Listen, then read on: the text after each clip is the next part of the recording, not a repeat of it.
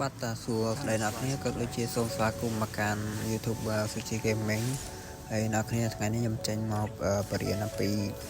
របៀបដោះស្រាយបញ្ហា Facebook Error អញ្ចឹងណាព្រោះអ្នកគ្នាឆាតមកសួរខ្ញុំច្រើន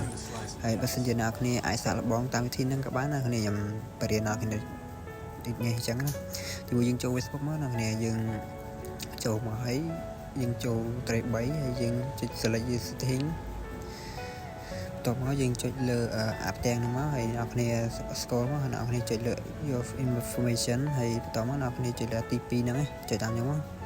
ហើយអ្នកគ្នា select យកខាងក្រោមអ្នកគ្នាខាងក្រោមគេទាំងអស់ហ្នឹងបន្តមកអ្នកគ្នាចុចទី2អ្នកគ្នាចុចទី2ហើយបន្តមកទៀតអ្នកគ្នាចុច continue មក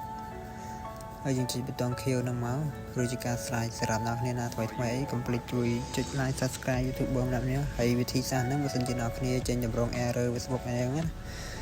អ្នកគ្នាអាចសាកតាមវិធីហ្នឹងក៏បានដែរអ្នកគ្នាដោយសារតែខ្ញុំមិនសូវបានធ្វើវីដេអូដូចមុនទេអ្នកគ្នាដោយសារតែខ្ញុំរវល់ហើយណាមួយខ្ញុំអត់សូវមានពេលលេងហ្គេមទៅអ្នកគ្នាហើយសម្រាប់អ្នកគ្នាណាចេញតម្រងបែបអញ្ចឹងអាចសាកវិធីបែបហ្នឹងក៏បានដែរអ្នកគ្នាព្រោះខ្ញុំអត់សូវបានលេងហ្គេមដូចមុនហើយក៏អត់សូវបានយល់ដឹងពីហ្គេមឥឡូវដែរអ្នកគ្នាហើយបាយបាយជួបគ្នានៅវីដេអូក្រោយអ្នកគ្នា